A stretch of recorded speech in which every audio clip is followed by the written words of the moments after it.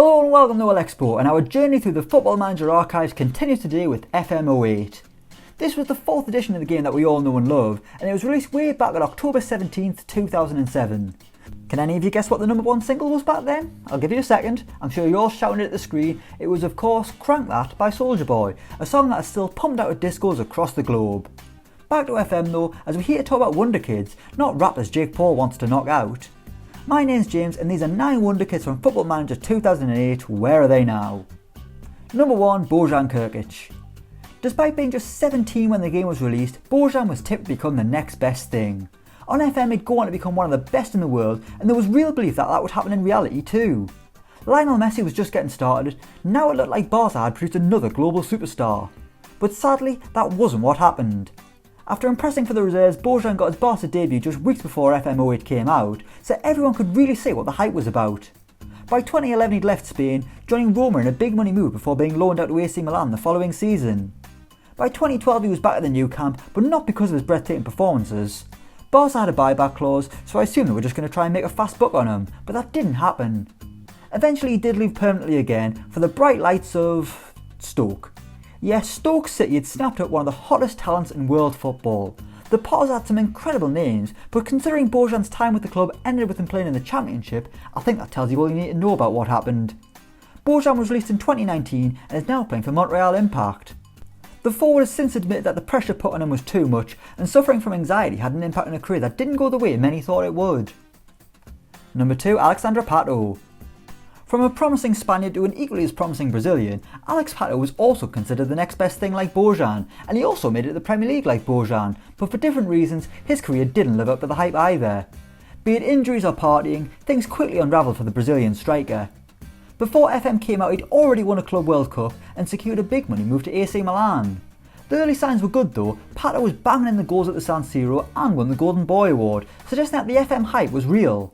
But when the injury started the goals stopped flowing and Pato was on the decline. He would end up getting an award for being the worst player in Serie A, and he would then join Corinthians. A year later the loan cycle began, starting with the move to Sao Paulo, then a shock arrival at Chelsea. He played just twice for the Blues and got himself a goal, but his career wouldn't restart until he joined a plethora of players and heading to China. Pato was a goal machine once again, but he's now back at Sao Paulo at the age of 31, reminiscing on a career that might have been so much more impressive. I mean, it's no surprise really, he was asking for bother as soon as he started going out with Silvio Berlusconi's daughter. Number 3, Gareth Bale. While Bojan and Pato didn't live up to the FM hype, I'd say Gareth Bale surpassed his. Back when FM08 came out, Bale had just joined Tottenham from Southampton, with the Welshman set to embark on a horrific winless run that nearly ended his Spurs career. The early signs suggested that FM had got this so wrong, but then things started to change, and eventually one night in Milan changed everything. A hat-trick at the San Siro in a game that still gives Mike on nightmares turned the tide for Bale, who would from there go on to become Tottenham's talisman. He was the best player in the country and earned a world record move to Real Madrid. In isolation, his Real Madrid career was excellent. He scored so many incredible goals, he won so many trophies, yet he isn't remembered fondly. Finally, the Bernabeu nightmare ended this summer, with Bale completing an emotional return to Tottenham. Wales, Golf, Madrid, in that order. Never forget. Number 4, Armand Traore. We had one former left-back from North London who went on to become a global superstar, and now we've got Armand Traore. While Bale's career was amazing, Traore was definitely the better buy on FM08, simply because he was much cheaper. And if you wanted an attacking left-back, Traore could get the job done. He was just getting into the Arsenal team in 2007, but never really nailed down a spot, leading to loan moves to Portsmouth, then Juventus somehow. Christ, what an agent he had. QPR was where he got his most football, part of the infamous Tony Fernandes side that had been a mishmash of Premier League wannabes and has-beens. At least he stuck around though, and wasn't afraid to get stuck in the Championship. He was branded a bad egg by Joey Barton, but Traore claimed that that wasn't true in an interview, and is currently without a club after being released by Cardiff back in February. Number 5, Michael Johnson. The fallen giants continue, as back in the day it looked like Michael Johnson was the future of England's midfield. Even before the Sheikh Mansour money, Man City had a wonderkid in their ranks back in 2007, with Michael Johnson considered by many as the next Steven Gerrard. When FM08 came out, Johnson was just starting to make his mark, turning heads in Sven-Goran Eriksson's Man City side. Fast forward 13 years and the bloke doesn't even play football anymore. His City career fell from the earth and a loan move to Leicester did nothing for him, and by 2013 he was retired and wanted nothing to do with football.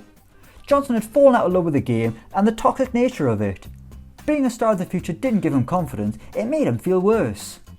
Nowadays he's got nothing to do with football and revealed in an interview with The Athletic that he's a landlord for a few properties and helps run a car dealership with his dad. It's a great interview if you haven't read it already, and Johnson has certainly came a long way since that famous kebab shop photo. Number 6, Marek Hamšík. From a midfielder that fell out of love with the game to a man I'm devastated we never saw in England. On FM08, Marek Hamšík was a 20-year-old who had just joined Napoli, and a creative midfielder who you should have had your eye on back in the day. He was a goal scorer you wanted in your side, but surprisingly in reality he would never leave Napoli. He was the talisman in Naples, a figure of adulation, a club legend, just like the great Diego Maradona. Hamšík would go on to captain the club, playing more than 500 times. He would never leave, his head was never turned by a bigger club. Then shockingly in 2019 he headed the Chinese Super League. Hamšík is still with Dalian Yafang under Rafa Benitez, and it still makes me quite sad to be honest with you.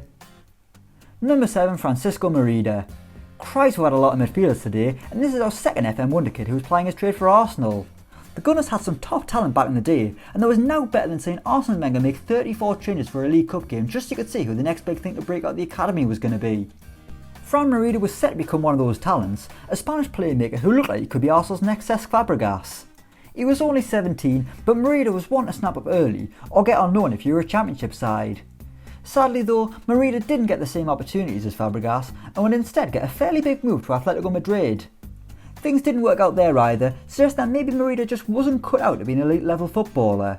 He was good, but not at the Champions League level people thought he would be. He did briefly play in Brazil, but Merida spent most of his career flipping between the first and second tier of Spanish football, and he's currently playing for Espanyol at the age of 30. Number 8, Nikolai Miahlov. Next we've got a goalkeeper, and a player who Liverpool had brought in with hopes of eventually making him their number 1. On FM08 you'd have to wait to sign him, as he started the game on loan in the Netherlands. But he would turn into a strong goalkeeping option, especially if you're after signing someone who was a young alternative to Ochoa or Stari. At Liverpool though, he never played a single minute. Mihailov's career has taken him all over Europe, from the Netherlands to Italy, Turkey to Greece, then back to his native Bulgaria with Levski Sofia, where he still is today. While he maybe didn't live up to the FM hype, he's at least represented his country more than 30 times, so that's something to shout about I guess. Well done Nikolai. And number 9, LaLina. We end things with LaLina, a player you probably never heard of unless you played Football Manager. On FM08 he was the next Samba star to have, 17 years old, tipped to be the next Ronaldinho. He wasn't cheap, but he was worth it, and for 15 years could be your main creative midfielder. The problem is, the hype started and ended in Football Manager. A move to Man United never happened, and LaLina simply faded into obscurity. He stayed with Corinthians until 2012, and he wouldn't leave Brazil permanently until 2016 when he joined Pohang Steelers in South Korea. After that he finally made a permanent move to Europe, but rather than join one of the big clubs, it was famous holiday destination Paphos. LaLina is now playing his football in Japan for Jiblo Iwata, but was he overhyped, or would his career have been so more impressive had he got that move to Man United back in the day? I suppose we'll never know, but LaLina will forever be remembered as the Football Manager 2008 Wonderkid. So there we have it, those are 9 Wonderkids from FM08 and where they are now. Let us know what you think in the comments down below. As always, don't forget to like, share and subscribe to Elecspo, and until next time we will see you around.